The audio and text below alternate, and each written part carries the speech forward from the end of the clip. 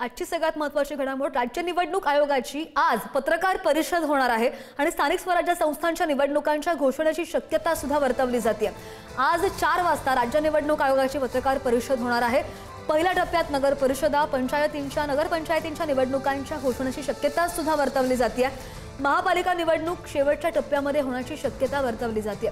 4 वर्षांची निवडणुकीची प्रतीक्षा संपणार का याकडे सगळ्यांचं लक्ष लागलेलं आहे आणि अधिकचा तपशील आपण पाहणार आहोत ग्राफिक्सच्या माध्यमातून।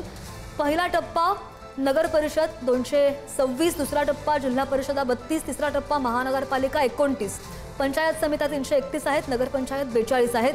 3 टप्प्यांमध्ये निवडणुका होण्याची शक्यता वर्तवली जाते। पहिला टप्पा, दुसरा टप्पा, तिसरा टप्पा आपण पाहतोय ग्राफिक्सच्या माध्यमातून। पहिल्या टप्प्यामध्ये नगर परिषद 226, नगरपंचायत 42, दुसरा टप्पा आपण पाहिला।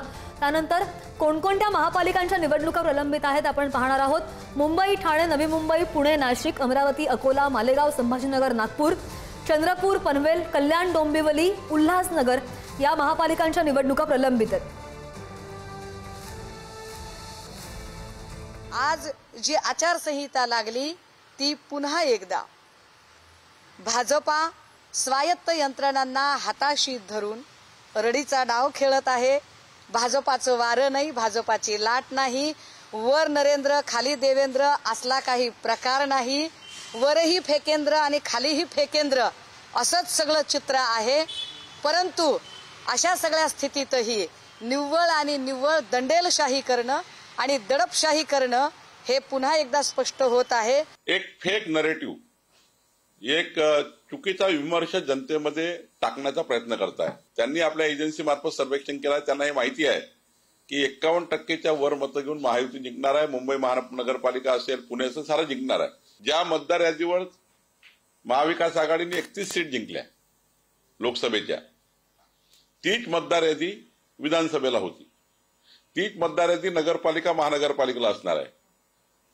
काही नवीन तर यादी तयार केली नाहीये आणि त्यामुळे तुम्ही जिंकले तेव्हा ती यादी तेव्हा आक्षेप नाही घेतला। आपण पाहतो की महायुतीमध्ये शिवसेना आहे, भारतीय जनता पक्ष आहे, त्यांच्या पक्षाच्या सुद्धा भारतीय जनता पक्ष असेल, शिवसेना असेल, त्या पक्षांच्या सुद्धा जिल्हावार बैठका होत असतानाच तशापैकीच्या भावना कार्यकर्ते त्या ठिकाणी व्यक्त करत असतात।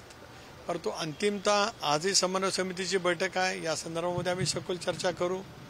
जिल्ह्याने आढावा प्रत्येक तिन्ही पक्षाचा झाला, मित्र पक्ष अजून इतरही आहेत, त्या सर्वांचा आढावा घेतल्याच्या नंतर राज्याचे मुख्यमंत्री देवेंद्रजी, उपमुख्यमंत्री अजितदादा, मुख्यमंत्री एकनाथराव यांच्या जो आम्ही जरूर चर्चा करू आणि त्या अनुषंगाने एक धोरणात्मक निर्णय राज्य पातळीवरती त्या ठिकाणी निश्चितपणे होईल। आता कुठला रंग, आता कुठल्या ठिकाणी ते हिंदू मुस्लिम अशा प्रकारचा जातीय रंग देतील।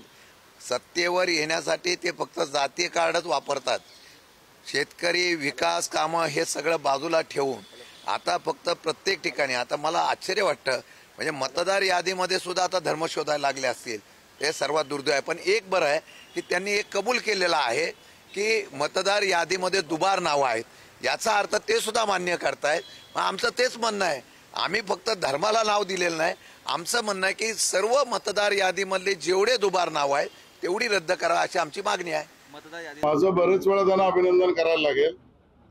उद्धव ठाकरेंना मुंबई महानगरपालिका जिंकल्यानंतर महायुती, माझं पुन्हा एकदा अभिनंदन त्यांनाच करावं लागेल। उद्धव ठाकरेंच्या पक्षाची तंत्रली आहे, ते आता उघडे पडलेत, उताने झालेत। आतापर्यंत एक कथानक आणि नरेटिव्ह करायचा प्रयत्न करत होते की दुबार मतदार आणि त्यातला मतदार यादीतला घोळ आणि त्यातला भाजप किंवा महायुतीचा विजय, ही त्यांचं कथानक आता उघडं पडलंय, डिस्ट्रॉय झालंय। आणि त्यामुळे उद्धव ठाकरे, राज ठाकरे, महाविकास आघाडी यांचे पक्ष उताने पडलेत आणि त्यामुळे त्यांची तंत्रली आहे।